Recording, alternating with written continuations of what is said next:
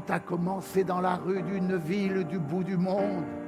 Les soldats venaient d'y entrer, ils avaient l'ordre de tirer. Un enfant a jeté des pierres. Le capitaine a hésité, le général a dit « Tirez !» Un soldat s'est mis en travers. Il a crié « Ne tirez pas, ou si vous tirez, tuez-moi !» Il n'a pas pu s'en empêcher de les empêcher de tirer, parce que soudain, à cet instant, il s'est revu, lui-même enfant, agissant tout pareillement.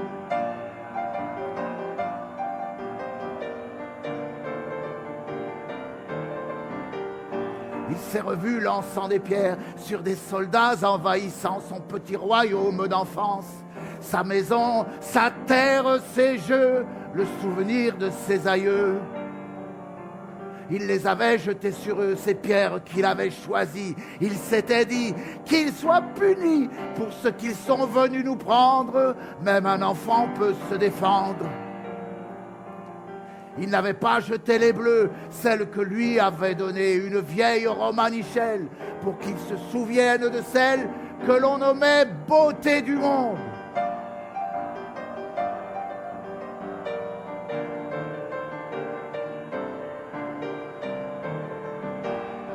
Et maintenant qu'il se surprend avec un fusil dans les mains devant un enfant lui jetant ses pierres venues de si loin, il a honte et il se souvient. Il a crié au général « Je ne veux plus faire la guerre, je ne veux plus de ce travail, je jette mon fusil par terre, reprenez tout votre attirail. » Ce soldat, c'est Jean Petitjean. Jean-François Lediot Petitjean.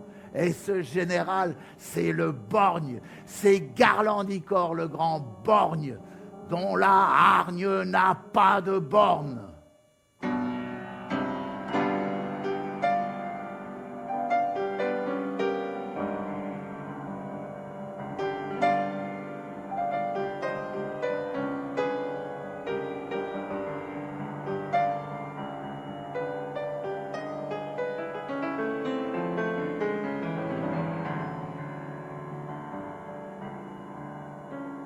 Les grandes batailles s'achèvent, les petites continueront, les aventures se terminent, on nous a déjà reconduits d'autres avenues vers l'oubli. Du tout en haut de la violence, on nous jette dans l'indifférence. C'est ainsi que la balançoire du temps, sans cesse en mouvement, nous conduit sans ménagement. Elle nous conduit, nous promène. En réalité, on ne sait plus vraiment par où s'échapper. Les vents violents toujours reviennent pour ne pas que l'on se souvienne.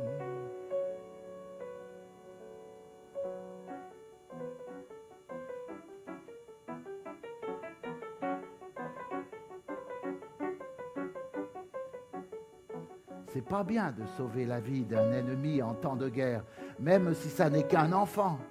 Un soldat ne discute pas, il obéit dans tous les cas. C'est pas bien de démissionner, de jeter son fusil par terre. En temps de guerre, c'est pas permis. On devient alors insoumis, on sera forcément puni. Ce soldat-là, il le paiera d'avoir sauvé un ennemi et d'avoir jeté son fusil. Un enfant, ça ne compte pas plus que des milliers de soldats.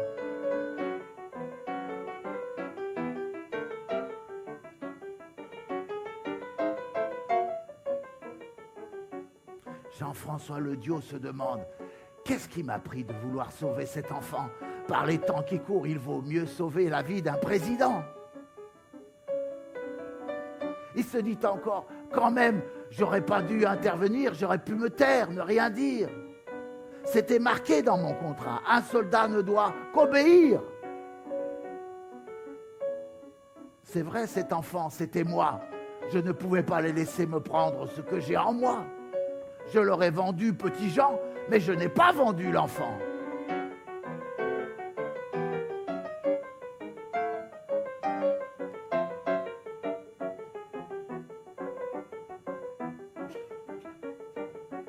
tant pis. C'est trop tard les regrets, on verra bien comment ça tourne. Et puis si jamais ça tourne mal, c'est bien fait pour moi, je n'avais qu'à pas vendre mon âme au diable. Mais si jamais ils me condamnent à être fusillé demain, à me trouer comme un pantin, je leur trouverai une pierre qui le leur fera payer cher. Il n'a pas attendu longtemps. En arrivant au campement, quelqu'un est venu l'arrêter, lui a dit « Ça va pas traîner, Garland Nicor va te juger !» Écoutez le bruit de la pluie sur le toit, le bruit des coups, le bruit des cris, le bruit des coups que l'on reçoit. Je ne veux plus faire la guerre. Je ne veux plus faire la guerre. Je jette mon fusil par terre. Peu m'importe les conséquences. Je ne vendrai pas mon enfance. Ma liberté n'est pas à vendre. Écoutez le bruit de la pluie et des pas. Les pas de ceux que l'on conduit, le cri de celui qui s'en va. Vous ne l'en empêcherez pas.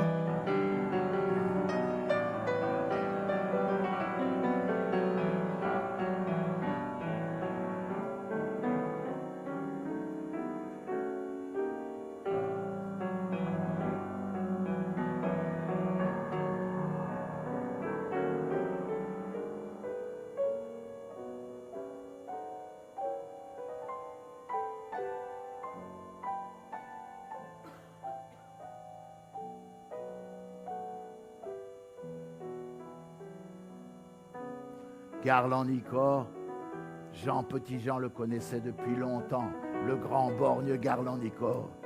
Tout le monde le connaissait dans la ville où ils habitaient.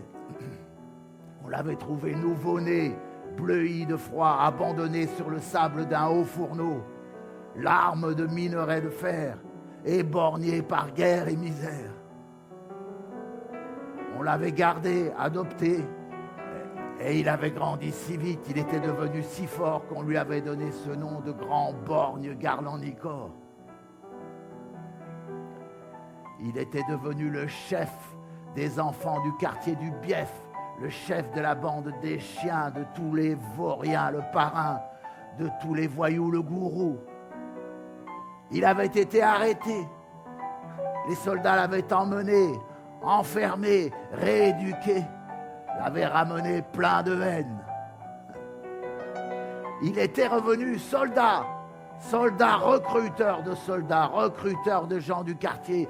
Il avait convaincu les gars de le suivre comme soldat.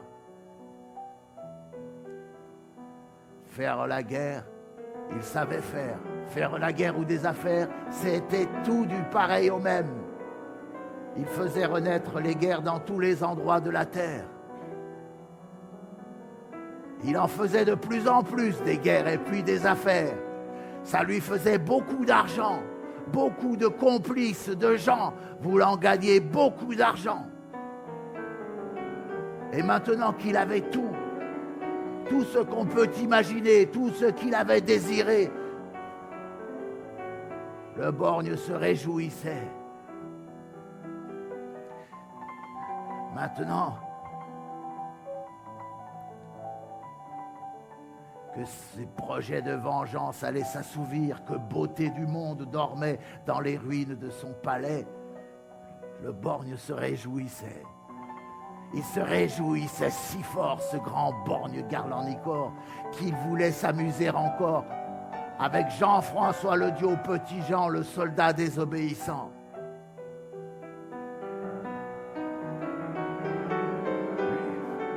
Lui aussi le connaissait bien, ce Petitjean et ses parents. Il vivait dans le même quartier que lui, dans ce quartier où se tassaient tous les gens qui étaient chassés.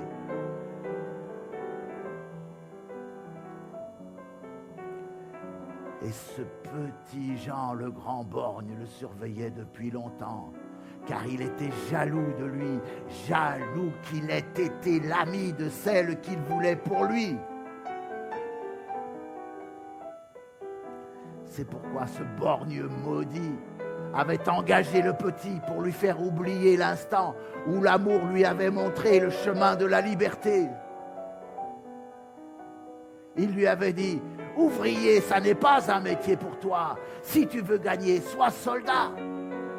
Tu feras ce que tu voudras. Tu verras, ça rapportera.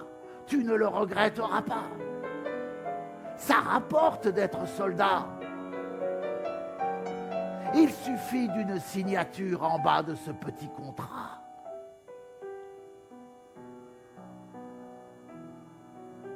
Et tout en marchant vers le lieu où il devait être jugé, Jean se disait, je l'ai signé ce petit contrat, des deux mains, j'aurais mieux fait de les couper. Il me disait, tu me les donnes et puis tu ne t'occupes pas de ce qu'elles feront pour moi. Tu obéis, tu ne dis rien et ce que tu veux, tu l'obtiens. Et Jean pensait, je l'ai voulu, ce que j'ai voulu, je l'ai eu. Mais lorsque l'on croit avoir tout, c'est jamais tout, c'est du désir. Maintenant, je dois m'en sortir. Écoutez le bruit de la pluie sur le toit, le bruit des coups, le bruit des cris, le bruit des coups que l'on reçoit. Je ne veux plus faire la guerre. Je ne veux plus faire la guerre. Je jette mon fusil par terre. Peu m'importe les conséquences. Je ne vendrai pas mon enfance. Ma liberté n'est pas à vendre. Écoutez le bruit de la pluie, le bruit des pas de ceux que l'on conduit, le cri de celui qui s'en va. Vous ne l'en empêcherez pas.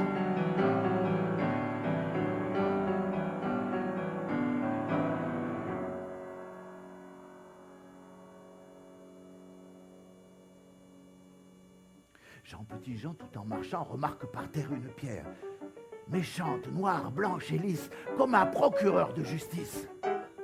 Sans que personne ne le voie, il la cache sous sa chemise, sous son manteau, sous sa pelisse, s'avance vers le campement, vers Garland-Nicor qui l'attend. Il s'avance vers le grand borgne et tout en s'avançant se dit, si cet infâme me condamne, je lui écrabouille le crâne, nous serons deux à rendre l'âme.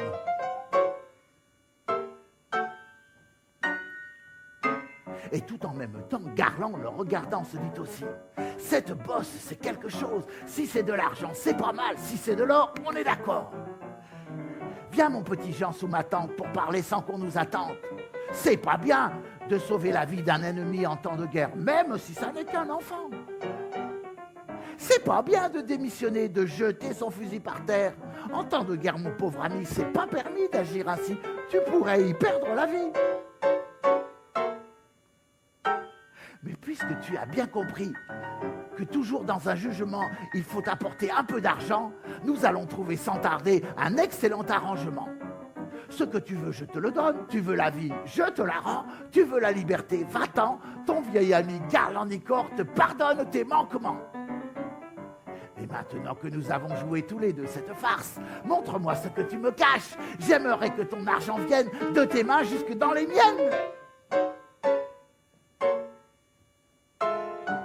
Jean-François Lediot a sorti la grosse pierre de son manteau, puis il lui a répondu ces mots. J'allais te casser en morceaux. Voilà ce qu'était mon cadeau. Le général a grommelé. Tu finiras bien par te rendre dans l'endroit où je veux te prendre. Il faudra bien que tu y montes, mais maintenant faisons les comptes. Rends-moi ce que je t'ai donné. Rends-moi ton arme, tes papiers, tes cartes de crédit, tes clés. Et moi je te rendrai après ce qu'au début tu possédais. Voilà ce que tu possédais. Un couteau, un mouchoir, un chien. Le collier du chien seulement, car le chien, tu n'en voulais plus. Tu l'as laissé partir dans la rue.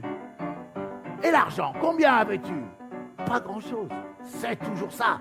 Tu en auras besoin quand même. Ça ne vient pas si aisément. 1, 2, 3, 10, 40 francs. J'allais oublier les cailloux. Tu y tenais vraiment beaucoup. On est honnête, on te les rend. Ils ont fait l'échange et salut qu'on ne se revoit jamais plus.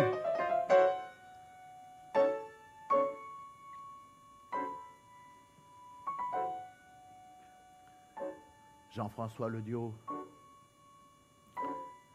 a pris l'argent, le mouchoir brodé par sa mère, le couteau de l'anniversaire, les cailloux, le collier du chien.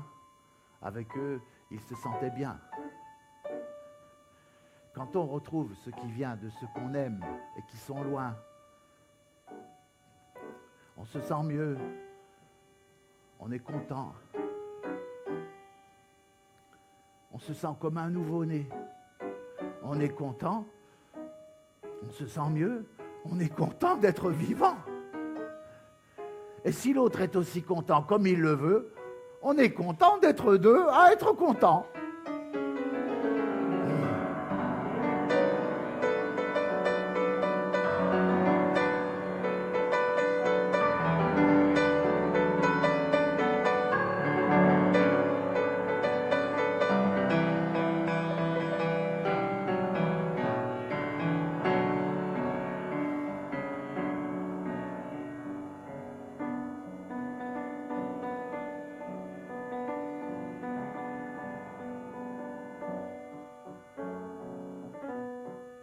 Un, 2, 3, 10, 40 francs, se dit petit Jean en partant.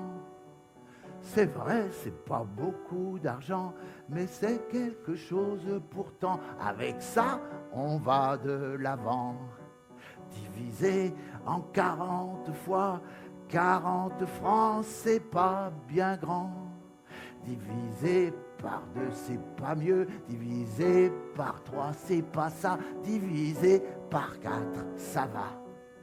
Ça fera 4 fois 10 francs. 10 francs par jour, c'est suffisant. Il a divisé son argent en 4 paquets de 10 francs. Le premier paiera le pain blanc.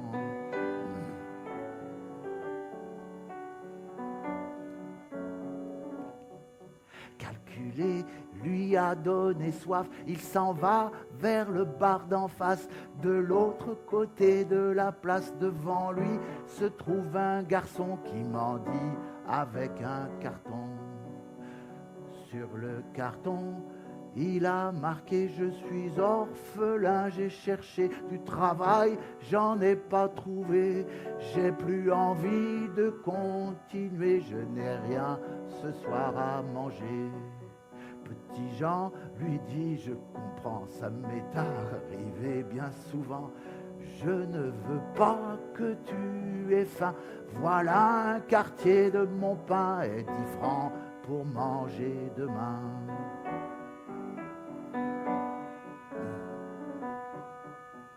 Faire la charité, à soif, il lui faut traverser la place pour aller jusqu'au bar d'en face. Cette fois, c'est un étudiant qui lui demande de l'argent. Sur un papier, il a écrit « Je croyais avoir tout compris. J'ai raté tous mes examens, on me dit que je ne vaux rien, je ne vois plus de lendemain. » Petit Jean lui dit « Pauvre vieux, je n'ai jamais vu guère mieux. » Et tout en lui disant ces mots, lui donne un deuxième morceau de son pain et de son magot.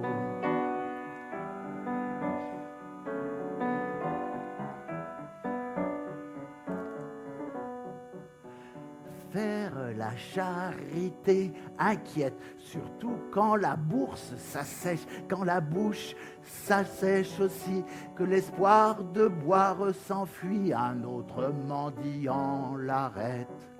Jean le reconnaît, c'est Benoît, un copain de son régiment. Il a un chien, celui que Jean avait lui-même abandonné. Ils sont tous les deux assoiffés. La soif angoisse, c'est ainsi. L'angoisse nous assoiffe aussi. Lorsque c'est trop compliqué, le mieux c'est de ne plus penser pour ne pas mourir desséché.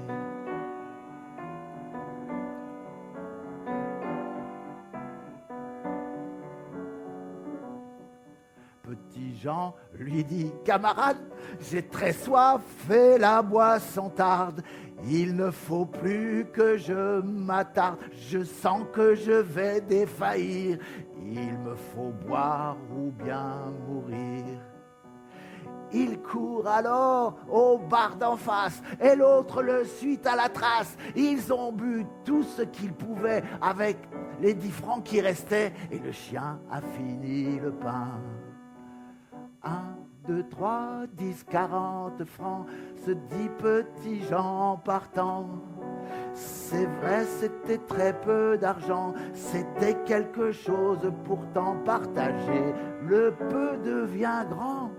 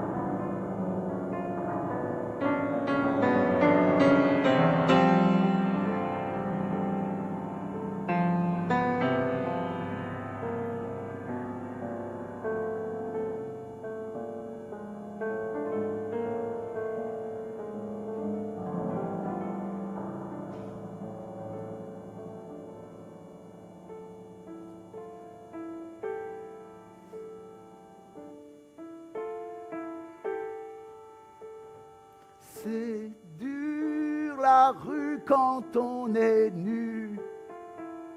On est ébloui d'être vu, de gêner et d'être jugé comme un carton abandonné, comme une poubelle qui pue. Lorsque l'on n'a plus de papier, de carte, de crédit, de clé, on se sent nu de n'être plus comme les autres qui se montrent. On n'a pas le droit d'être vu. On recule, on n'avance plus. On se dit qu'aller à l'envers, ça permet de ne pas être regardé de travers. Ça permet au moins de se taire. Lorsque l'on est dans ses pensées tournant comme une girouette, on crache, on pète, on éclabousse, on salit tout ce que l'on touche, et de guerre lasse on se couche. On se couche ou on s'accroupit, on ressasse, on se cache, on prie sans se l'avouer. On promet de ne plus boire comme la veille, on se saoule jusqu'au sommeil. Le matin, c'est déjà le soir, on s'éveille, l'estomac crie, on tend la main, mais c'est trop tard, on se dit que l'on n'est plus rien et tout à coup quelqu'un dit viens.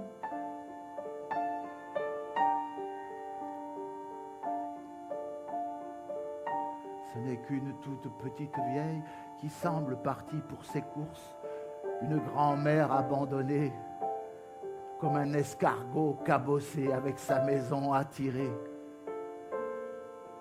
Sa maison, c'est pas beau à voir, c'est un cabas parcheminé rempli d'objets abandonnés, rempli de lanières, de lacets, de chaussures déchiquetées.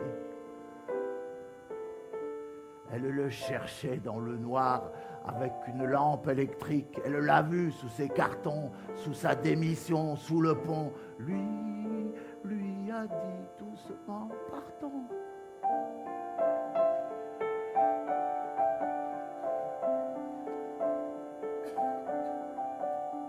Relève-toi, petit soldat, relève-toi, tête de bois. Je t'ai appelé tant de fois, toi qui n'as rien voulu entendre, toi qui n'as rien voulu comprendre. C'était moi la Romanichelle, c'était moi l'enfant révolté. Moi le jeune homme désœuvré, moi l'étudiant qui renonçait, moi ton compagnon assoiffé. Regarde mon pauvre Kaba, il est tout tordu, tout usé. Regarde dedans ces objets, toutes ces chaussures que j'ai usées tout en t'accompagnant. Je t'ai suivi, je t'ai aidé, je t'ai appelé tant de fois. J'ai marché par toute la terre pour te tirer de la misère où si souvent tu t'es jeté. Je t'ai vu partir à la guerre avec Garland, Nicor, le borgne. Oh, comme vous avez sali, oh, comme vous avez noirci les pays que vous avez pris. Regarde maintenant mes mains. Elles t'ont tiré de si loin par les cheveux pour t'empêcher de t'enfoncer, de te noyer, que tu me les as déchirés. Regarde aussi tes propres mains, en elles se tient le destin de beauté du monde et du tien. Le borgne la tient endormie, toi seul peux lui redonner vie.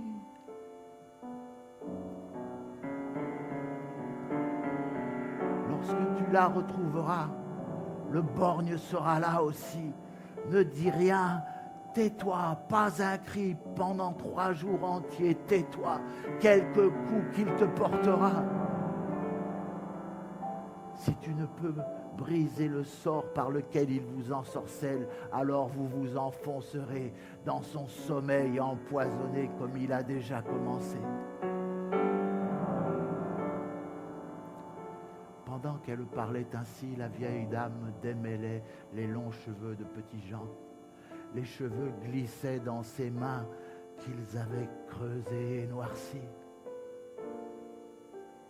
Sans comprendre ce qu'il faisait, sans comprendre ces mots étranges, Jean prit les 2 mains de la vieille et il les embrassa en pleurant. Et ses larmes s'y répandirent.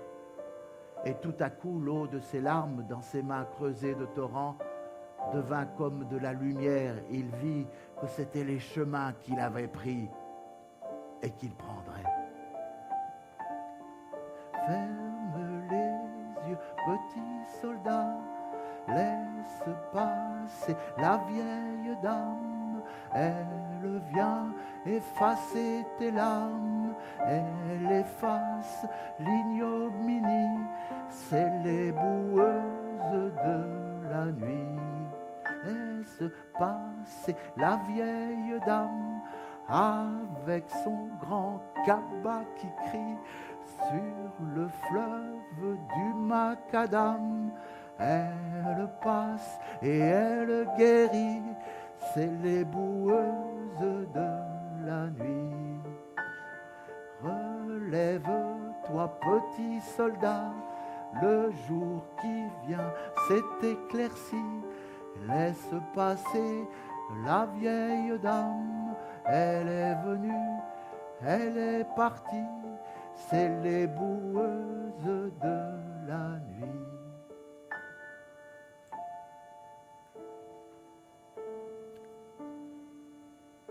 Devant les yeux de Petit Jean ne demeurait que la lumière des larmes qu'il avait versées.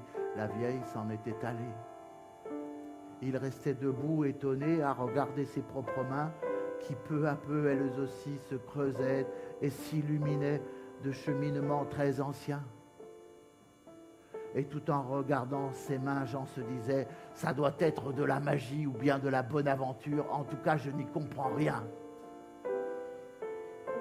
Je n'ai rien compris au secret dont il faut que je me souvienne. Et je n'ai rien compris non plus sur l'endroit où je dois me rendre, sur le chemin que je dois prendre. Elle m'a dit, je me souviens, dans ta main droite, tu verras les chemins qui t'étaient promis. Et dans la gauche, se sont inscrits les chemins que tu as choisis. Choisir, j'ai jamais pu. J'ai toujours pris ce qui venait. J'aurais mieux fait de réfléchir. Maintenant, c'est très compliqué de savoir quelle main choisir. Je vais retourner chez ma mère Là, au moins, je sais le chemin. Et puis elle savait bien lire les lignes de la main. Elle me dira mon chemin. Et Nathalie et mes amis, eux aussi, ils pourront m'aider. Ils croyaient en la liberté. On avait confiance en chacun. Ils sauront ce dont j'ai besoin. Alors il quitte cet endroit, cette ville du bout du monde où il a laissé tant de honte. Il déchire sa vie passée. Il redevient un sans-papier.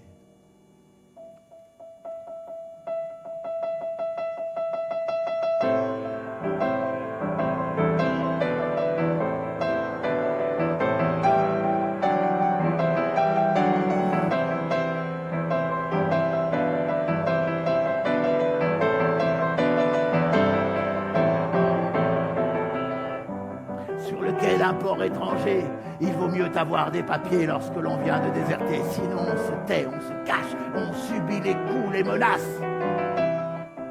On attend devant un infranchissable océan.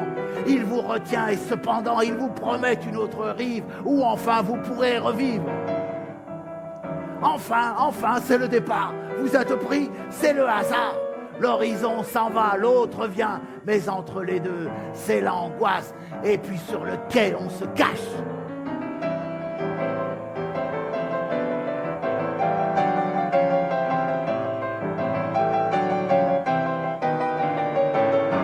L'autoroute, on vient sur le bord, on fait du stop. Arrêtez-vous, je suis là depuis ce matin. Je ne peux attendre demain. Torrent de pluie, giclé debout. C'est déjà demain, prenez-moi. J'ai peur, je suis mouillé, j'ai froid. Ne m'écrasez pas, s'il vous plaît, je ne suis pas un papillon. Frôlement de vent de camion. Ça passe, ça fonce, ça roule, comme dans un cirque, ça tourne. Ça ralentit et ça te louche, ça t'arrache l'air de la bouche.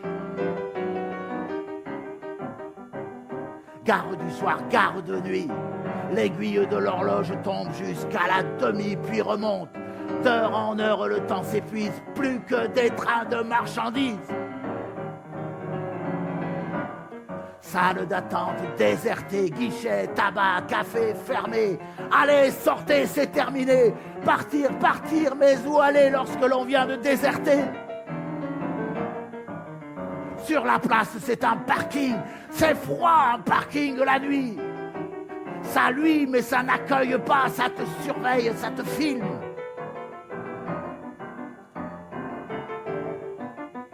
Plus loin encore, ce sont les avenues des villes dont le nom se perd dans les arbres, les lampadaires, sur les signaux, sur les trottoirs, dans les flaques d'eau, dans le noir. Plus loin encore, c'est la banlieue. Petit jardin, porte fermée, maison muette, chien qui aboie, chien qui halète, zone industrielle, terrain vague, la lune boit. Et ça repart, on recommence, on se remet sur l'autoroute, on parlemente, on explique. Ça passe, ça veut, ça évite. Et puis pour finir, on se quitte.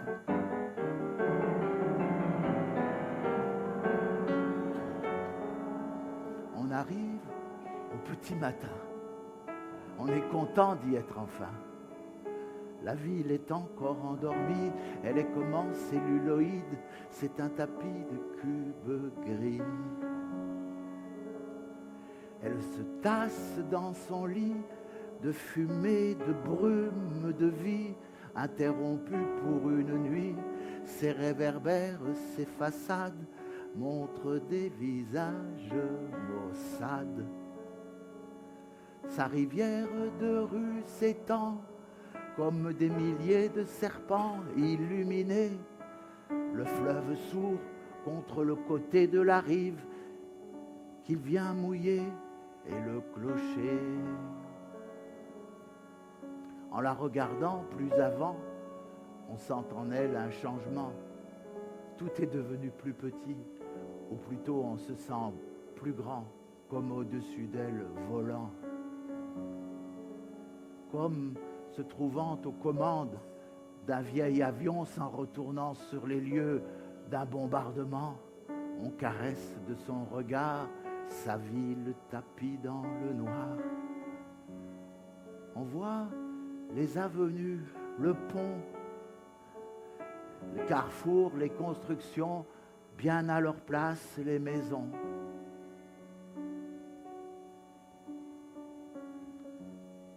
Et survolant dans le silence cette ville endormie d'enfance, on voit les fantômes de ceux qu'on avait aimés s'amusant parmi les endormis rêvants.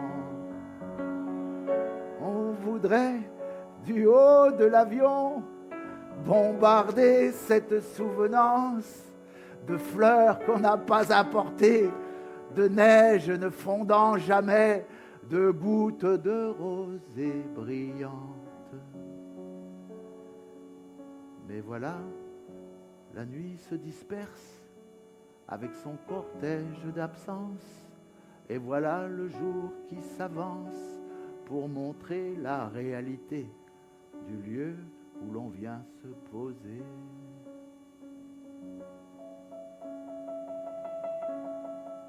Dans cette ville qui s'éveille, Jean s'avance et il interroge. « Madame Lediot, vous connaissez Madame Lediot, la blanchisseuse ?»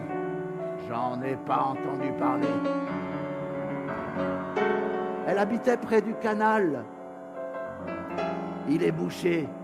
C'est une autoroute aujourd'hui. Elle allait souvent à l'église. Elle est fermée, c'est un musée. Elle s'occupait des enfants le mercredi. C'est terminé. Et le marché, ça se passait dans cette rue. Elle y venait. Eh bien, elle n'y viendra plus. Il va au café. Il y a quelqu'un ? Qu'est-ce que vous voulez ? Il n'y a personne. Un renseignement, s'il vous plaît. Madame Lediot, vous connaissez ?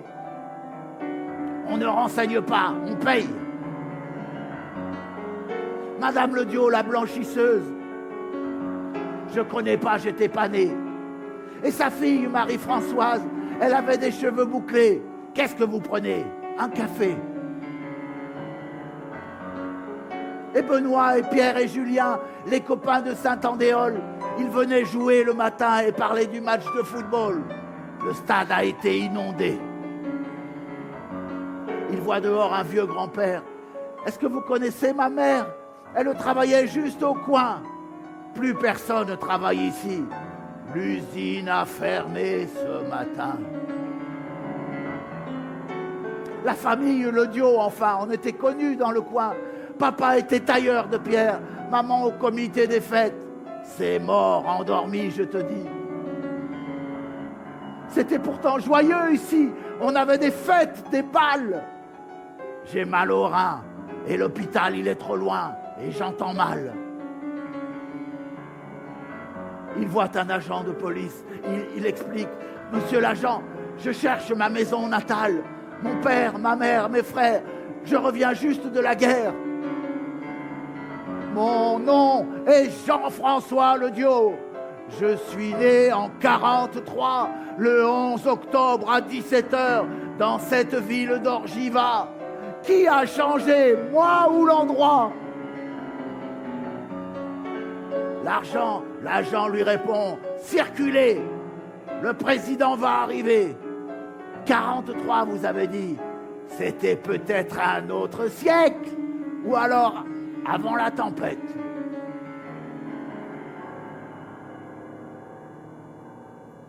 Jean-François Lediot se dit, c'est foutu. Ils sont partis. Tout a changé. C'est normal. Je n'ai pas écrit. Le grand borgne me l'avait dit. Ne reviens jamais en arrière. Le passé, c'est un cimetière rempli de promesses, de dettes dont on ne peut plus se défaire. Le futur, ça, c'est une affaire. Mais la vieille, de son côté, elle m'a dit tout le contraire. Rappelle-toi de l'enfant demandant « Aidez-moi, aidez-moi à devenir grand pour trouver celle que j'attends. » Jean-François Lediot cherche dans sa veste un vieux paquet de cigarettes, un briquet ou des allumettes. Il y trouve ces pierres bleues qui immédiatement l'arrêtent. De sa main jusque vers son cœur, le souvenir de leur couleur pareille à celle du vêtement de celle qui dort en lui-même lui revient instantanément.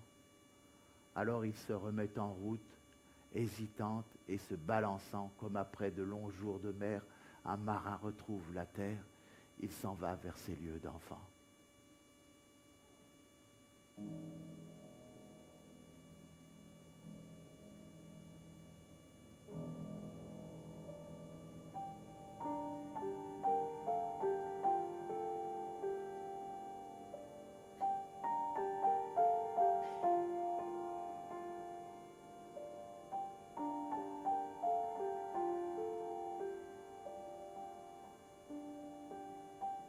Un jour, quand il avait 10 ans, il était passé par-dessus une barrière, un mur de pierre, qui depuis qu'il avait des yeux, l'avait empêché d'être heureux. Il était passé par-dessus ce mur qui séparait le monde en deux, et devant lui s'était ouvert un univers mélodieux, hospitalier, doux et joyeux. C'étaient des arbres, des oiseaux, des prairies, des allées, des grottes, un grand lac, un petit ruisseau, un canard blanc jouant sur l'eau.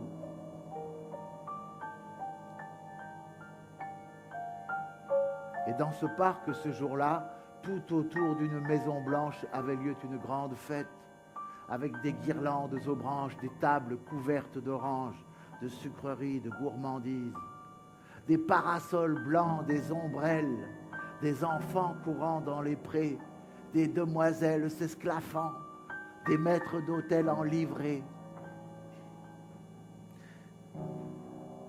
des musiciens sous les ombrages, des automobiles brillantes, de gens élégants en sortant, de petits chiens blancs s'échappant, leurs maîtresses les poursuivant.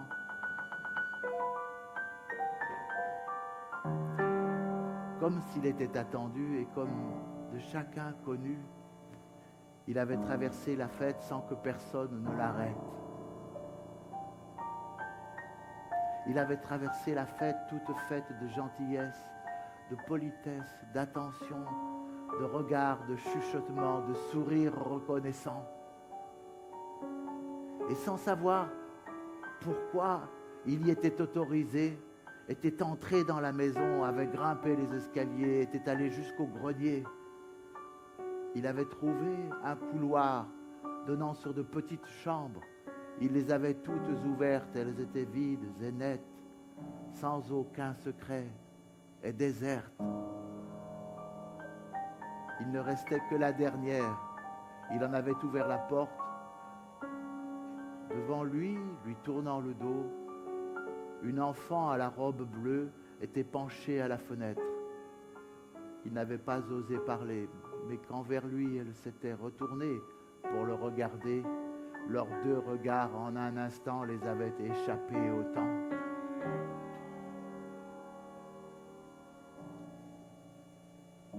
Et tout en même temps, François avait entendu cette voix de Garland-Nicor, le grand borgne, le chef de la bande des gros qui avait prononcé ces mots. « C'est pas pour toi. Ôte tes yeux de celle-là, elle est pour moi. C'est elle la beauté du monde. Mais à 16 ans, elle se piquera le doigt. Alors elle s'endormira et je la garderai pour moi. Et tous ces autres que je hais, ils viendront boire à son sommeil comme des chiens à leur gamelle. » Après cela, Garland-Nicor avait arraché Petit Jean à ce lieu, à cette maison, en ajoutant « Laisse ces gens, c'est des bourgeois, je les aurai. » Ils avaient traversé la fête, la laissant comme pétrifiée, mais en ce lieu était resté le remords de Jean, son secret. C'était là-bas qu'il se rendait, l'ancien soldat Jean Petit-Jean, désirant, sans vraiment l'admettre, retrouver encore cette fête que lui et l'autre avaient défaite.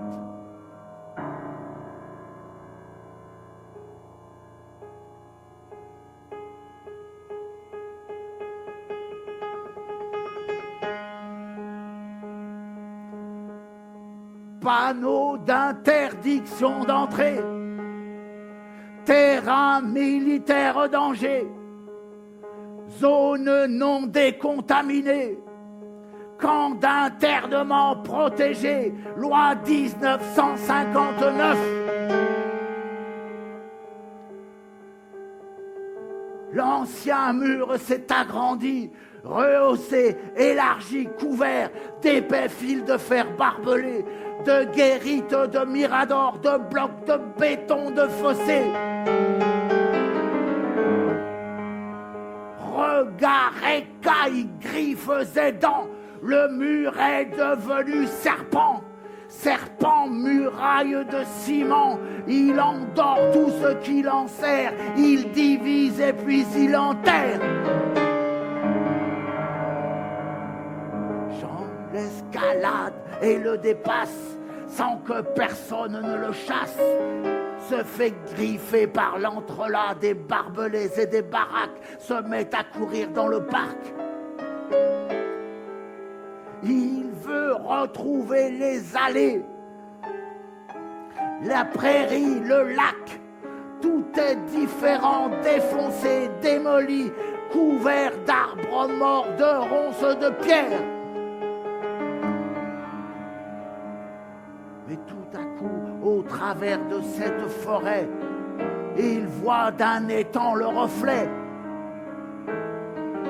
Il s'avance, il court, il s'élance, il se cogne la tête aux branches.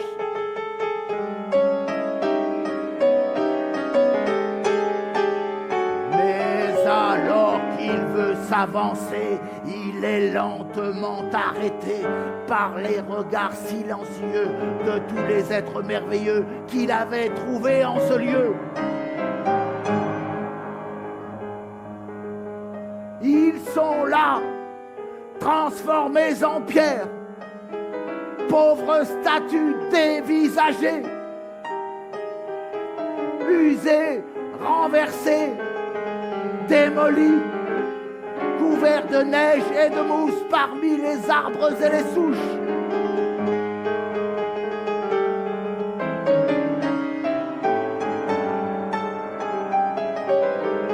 Ils sont là, pris, saisis, tenus, dans leurs mouvements suspendus, dans des gestes inattendus, dans une brume devenue comme un blanc linceul de glu.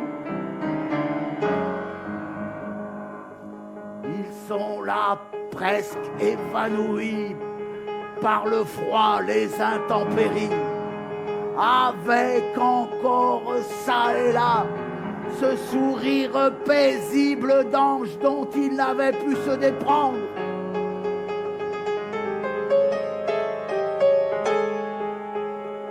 Ils sont là, muets et perdus. Photographie instantanée devant celui qui les a vus autrefois dans leur mouvement et qui les retrouve fixés.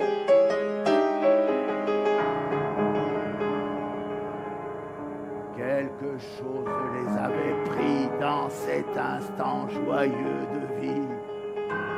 Un nuage, un volcan, un cri, un bombardement foudroyant avant même qu'ils soient surpris.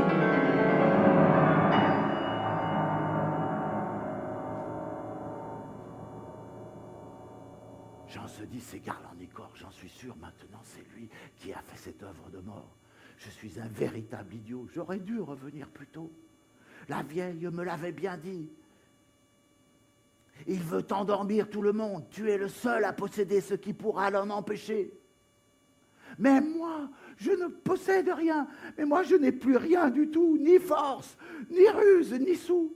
Je n'ai plus qu'un désir en moi, celui de retrouver la joie que j'ai retrouvée autrefois, que j'ai refusée autrefois. Tout en se parlant à lui-même, il s'avance dans la broussaille et brusquement voit devant lui l'étang, et sur l'étang le canard blanc, beau comme la beauté du monde. Mais surgit un autre canard, tout aussi noir que l'autre est blanc. Jean Petit saisit une pierre, vise le noir pour le chasser, mais c'est le blanc qui l'a blessé. Jean-François comprend, c'était lui, et c'était elle, l'oiseau blanc. Et c'est elle que j'ai blessée, comme un triple idiot que je suis, qui n'a jamais fait que manquer. Il se met alors à courir vers la maison abandonnée, 4 à 4, monte les escaliers, arrive au grenier, au couloir, à l'ultime chambre. La pièce a été ravagée, les fenêtres éclatées, les murs couverts de balles, d'éraflures, le plancher recouvert d'ordures. Et tout à coup, dans un recoin, Jean aperçoit, abandonnée, empaquetée, ligotée, bâillonnée, elle aussi transformée en pierre, la beauté du monde jetée. Il ne peut en croire, ses yeux ne sait comment faire, s'approche, la dégage de sa poussière. Et brusquement voit sur son flanc une blessure d'où sort du sang. Il en souffre si fortement qu'une blessure, au même instant, lui apparaît également, tandis que ses larmes jaillissent. La pierre lui demande « Reste !» Petit Jean est bouleversé que par le pouvoir de ses larmes, la pierre se soit éveillée. Il se dit, si elle a parlé, c'est qu'elle est encore vivante. Et si elle est vivante encore, je n'ai plus qu'à recommencer et je vais annuler le sort qu'a jeté ce Garland-Nicor. Mais il a beau pleurer encore et encore, il n'obtient rien par ses prières. La pierre demeure de pierre et petit Jean tout dépité. Ses lèvres m'ont demandé reste. C'est certain que je vais rester. C'est elle la beauté du monde. C'est certain que je vais rester. Je vais rester, je combattrai, même s'il est beaucoup plus fort que le tout petit que je suis. Je combattrai jusqu'à la mort. Je combattrai, je me tairai comme la vieille a demandé, même s'il sait me torturer comme il savait si bien le faire lorsque nous étions à la guerre. Cette fois, je résisterai. Mais ce que Jean comprend d'abord, c'est qu'il vaut mieux fuir Garland-Nicor. Il prie la pierre de lui dire ce qu'il faut pour qu'elle s'éveille, avant que le monstre ne vienne.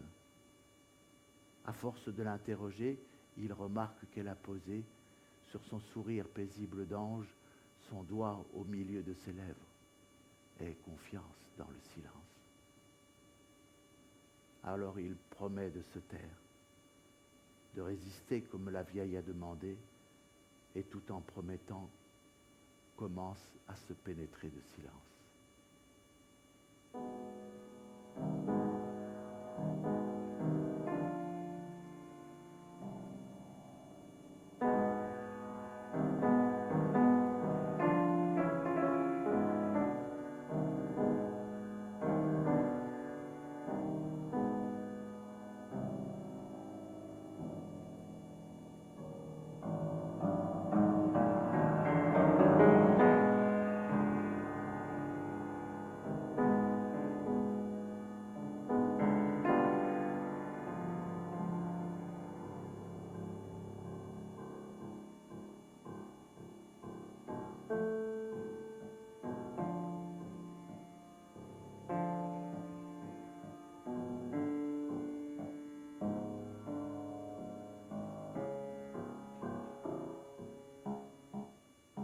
Garland-Nicor est averti. Jean Petit-Jean est arrivé auprès de la beauté du monde. Je vais lui montrer ce que fait un chat avec une souris. Il fait installer ses outils, ses griffes et ses caméras, ses poisons de son, ses images, ses chants déguisés, ses mirages. Il rassemble ses commandos, il explique le scénario. On va lui montrer une fête qui va lui faire regretter le projet qu'il s'est mis en tête. Voilà que vient le crépuscule, la nuit le suit, et avec elle son cortège d'ombre et de bruit. Dans la maison, dans le grenier, ça craque, ça frappe, ça crie. Dans le parc, dans le jardin, ça hurle, ça siffle, ça jappe. Ça avance. Ça s'en va et ça recommence et quelquefois c'est le silence. Dans les arbres, dans les nuages, surgissent soudain les images de ceux que Jean porte en son cœur. Son père, sa mère, sa sœur, il passe, le supplie, s'efface. Il s'est posté devant la chambre, il entend crier « Y a quelqu'un !»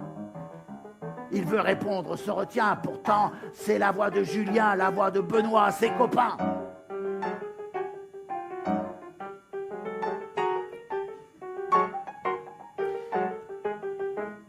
Il se lève, descend, hésite. Dans l'obscurité, il entend « Jean Petit, c'est toi qu'on appelle. Nous avons de bonnes nouvelles. Si tu laisses la demoiselle, tu reçois une grosse paye et des galons de capitaine. Laisse tomber, fais pas l'idiot, tu vas ramasser le gros lot. » Le premier dit « Il est parti ». Le second lui répond « Abruti ».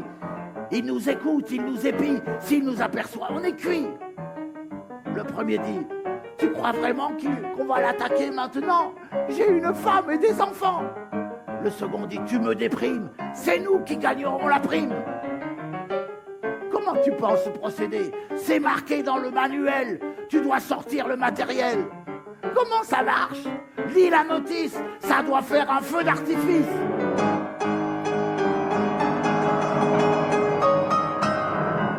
La porte a sauté, il s'engouffre dans la fumée et dans le souffle. Benoît d'abord, Julien ensuite, avec eux des gens de police qui comme limaces se glissent.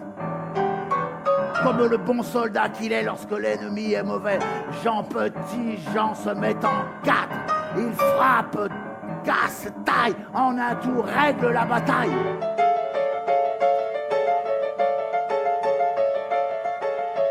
Voilà ses ennemis défaits, il est surpris de ce succès. Il pense, je les ai matés sans aucune difficulté.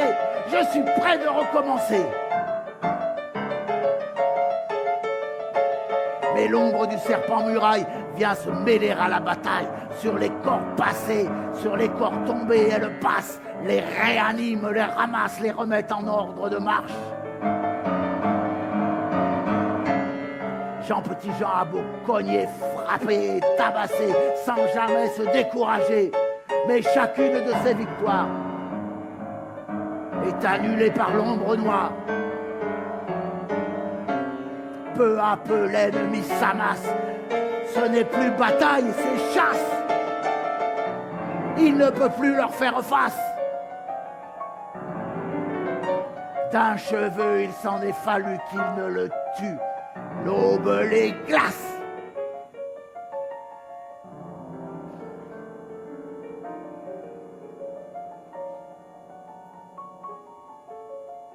L'aube les a évanouis. Il est cassé, il n'a rien dit. Le jour arrivant l'éblouit. Il n'est plus qu'un horrible corps, et cependant il vit encore. Il se traîne sur l'escalier, s'accroche à la rampe, se hisse marche à marche jusqu'à la chambre, jusqu'à celle qu'il veut défendre et qui demeure là gisante. Comme s'il était sur le point de tomber dans un puits sans fin.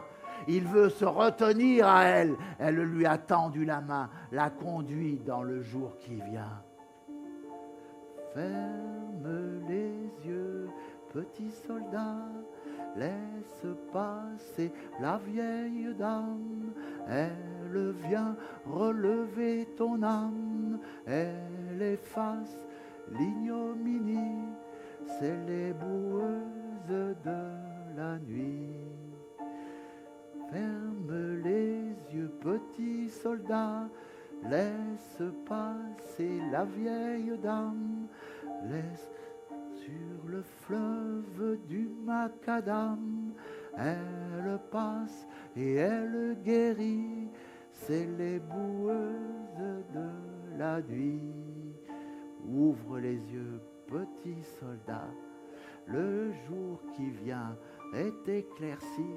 Laisse passer la vieille dame, elle est venue, elle est partie, c'est les boueuses de la nuit.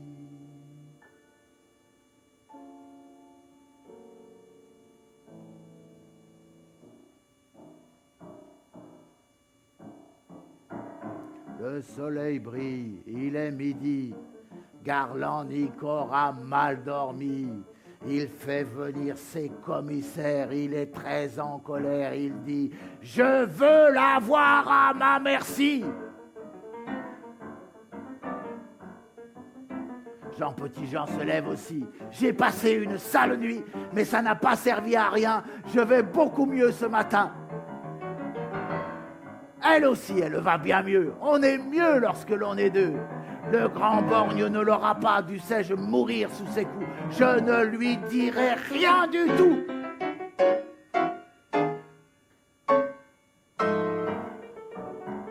La nuit vient, le couloir s'emplit de pas, de cris, la porte, le mur éclate, et derrière lui, les matraques tombant sur la tête de Jean, comme la grêle sur un champ.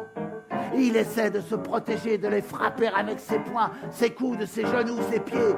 Mais il est trop tard pour lutter. Ils l'ont cloué sur le plancher. Ils se mettent à le tâter vilainement, à le fouiller, à déchirer ses vêtements. Où a-t-il pu cacher ses armes? Il n'en a pas. C'est pas normal.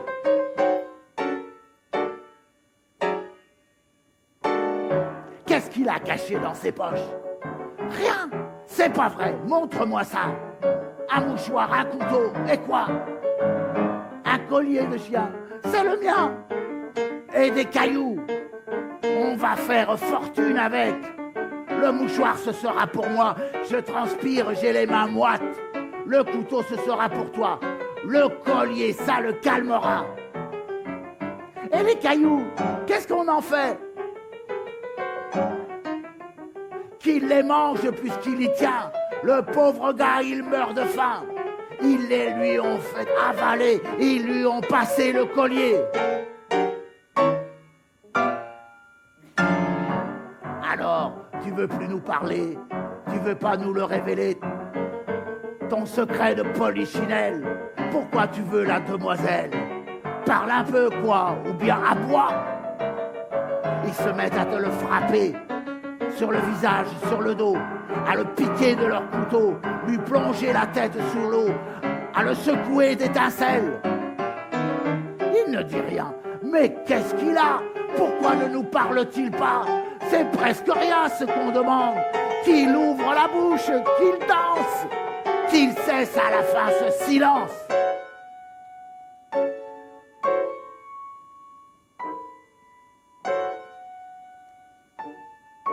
Voilà que le jour se lève.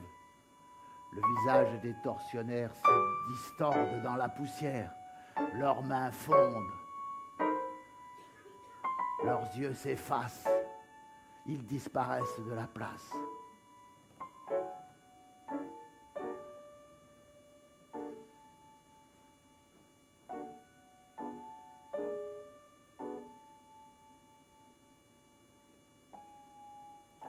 Jean Petit. Jean est nu, à quatre pattes retenu, par son collier à une chaîne, tout tremblant, tel un chien battu cherchant à ne pas être vu. Tout tremblant, il s'est approché de la demoiselle de pierre, comme le chien le plus fidèle a mis son visage contre elle. Chaîne et collier se sont brisés.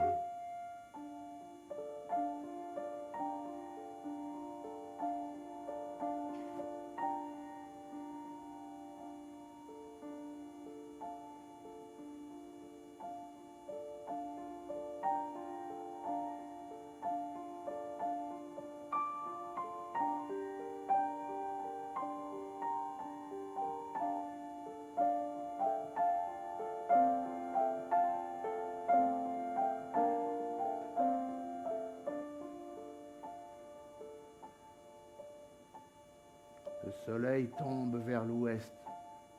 Il est passé comme en hiver. En un instant, dans le brouillard, pourtant c'est bientôt le printemps, mais c'est encore beaucoup de vent. Garland Nicor a mal dormi, il est très en colère. Il dit: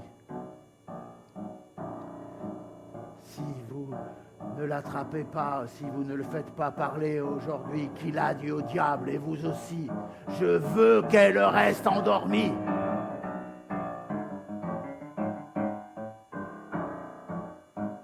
Jean Petit n'est plus qu'un vieillard, ses cheveux sont devenus blancs, sa peau ridée, ses vêtements de mendiant sont en lambeaux, il n'est presque plus qu'un regard. Il entend les deux envoyés de Garland Nicor arriver. On l'a pas eu. Le second répond: on l'aura. Cette fois, on traînera pas. Le premier demande: c'est quoi le plan du borgne cette fois? Le second répond: tu vas voir. Il me l'a dit hier au soir. C'est l'art de l'interrogatoire. Si quelqu'un ne veut pas parler, on le coupe en petits morceaux. S'il refuse encore, on le cuit. Et si sa présence dérange, alors pour finir, on le mange.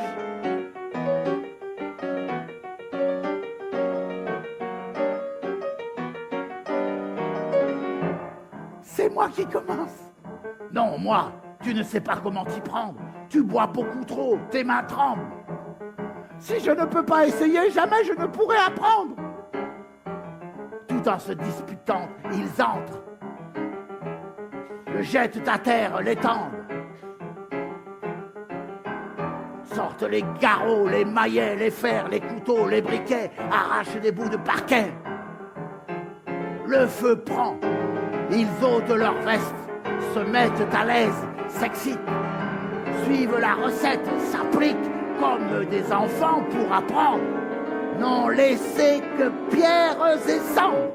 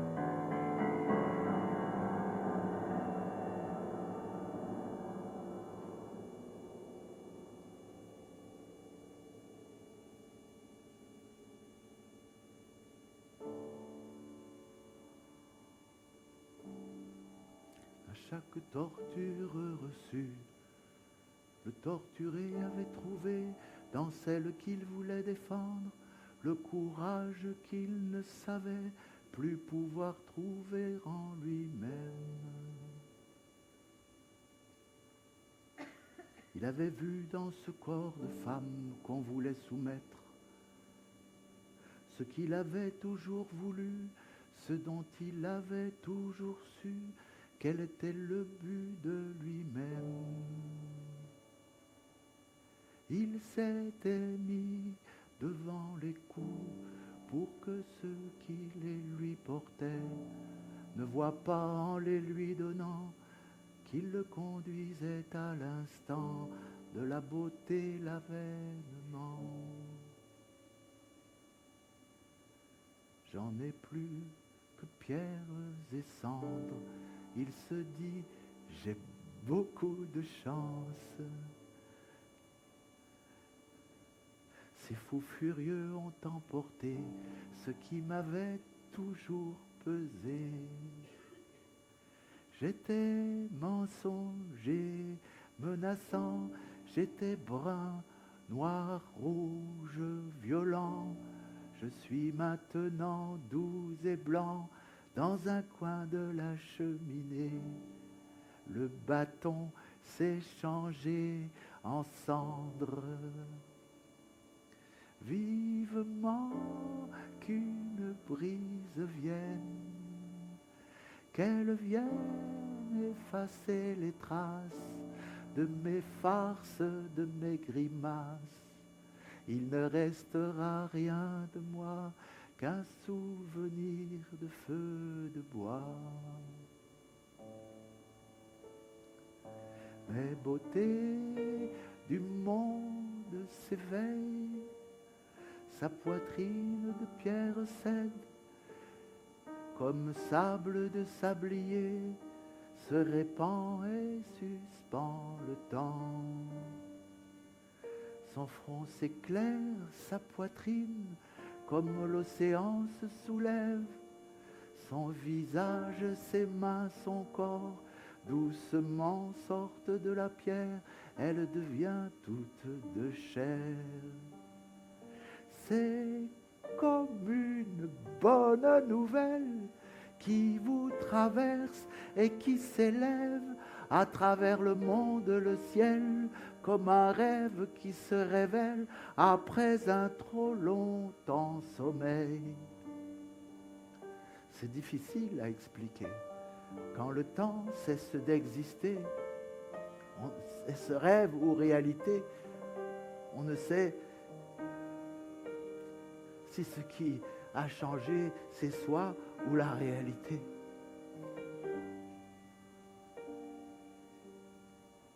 C'est si différent de ce qu'on avait attendu. Un être humain qui se libère d'un sort dont il a trop souffert, d'un carcan dont il ne veut plus. C'est comme une grande aventure qui vous change instantanément de tempérament, de nature, de regard, de force, d'allure. C'est comme un rubis dans l'azur. Ouvre les yeux, petit soldat, embrasse la beauté du monde, embrasse aussi la vieille dame. Toutes deux viennent se pencher sur ton berceau de cheminée.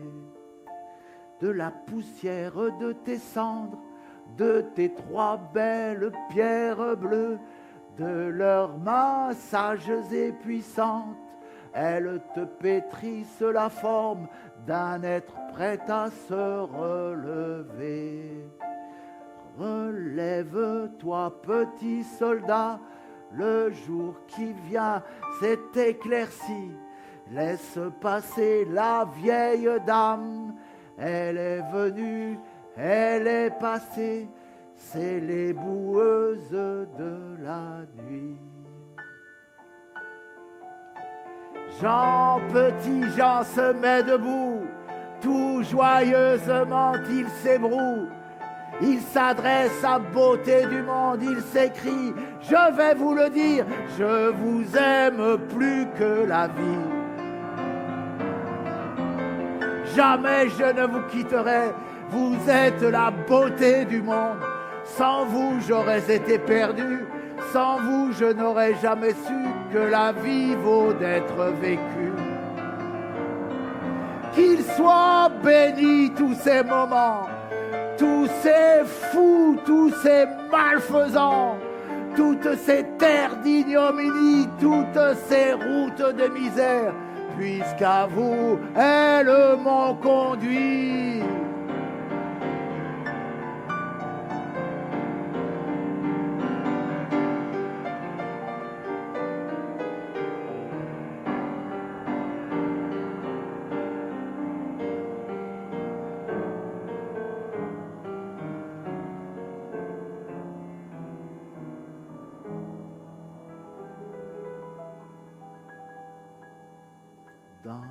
allez, on se réveille. On parle, on rit. On n'est pas tout à fait remis des conséquences d'un sommeil dont on a quelquefois joui. On se dit, je suis enchanté de faire votre connaissance. On se connaît depuis l'enfance. J'ai oublié. Ce cauchemar m'a rayé toute ma mémoire. Oh, excusez-moi s'il vous plaît. Vous avez sur votre chapeau un gros tas de crottes d'oiseaux qui risquent d'écraser un autre. N'approchez pas ce personnage. Il s'est fabriqué un visage avec du beurre et du fromage. Il fait si chaud qu'il est en nage, il fait tache dans l'entourage. De mon côté, je me débrouille. Je suis couverte de grenouilles, de nénuphars et de gargouilles qu'il faut sans cesse que je mouille, sinon je redeviens citrouille. Il paraît que le fiancé a déserté. C'est incroyable. Il a dit non, ça a suffi pour que la guerre soit finie. Et beauté du monde, elle aussi, elle a eu de très gros ennuis. Ils avaient changé sa maison en prison, puis en hôpital. Et pour finir, en camp de travail. Regardez comme ils sont heureux de nous accueillir en ce lieu. De les voir, on se sent honteux quand on sait tout ce qu'ils ont fait pendant que les autres dormaient. Oh, mais voilà Garland-Nicor. Il ne sait rien de sa défaite. C'est pourquoi il a demandé que soit organisée cette fête et voulu qu'elle soit parfaite. Mais voilà qu'il voit la muraille disparue après la bataille. Et voilà qu'il voit Petit-Jean bien plus vivant qu'auparavant. Et voilà la beauté du monde. Alors le grand Garland-Nicor, dont la rage venait du feu des grands fourneaux d'autrefois, a dû se mêler à la ronde de la beauté de tout le monde. Mais tout ça n'a pas d'importance. Voilà les guirlandes aux branches, les tables couvertes d'oranges, de gourmandises, de friandises, de religieuses exquises. Voilà la famille de Jean, son père, sa mère, leurs enfants, s'en revenant de leurs errances. La bande à Benoît et Julien, tout benêt, ne comprenant rien. Voilà le nouveau Jean-François, content, amoureux, plein de joie, lançant de belles dragées blanches sur ses amis envahissant son royaume de résistance.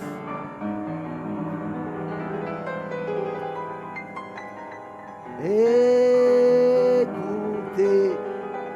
le bruit de la pluie, le bruit de la pluie sur le toit, le bruit des coups, le bruit des cris, le bruit des coups que l'on reçoit. Je n'ai plus d'ennemis sur terre.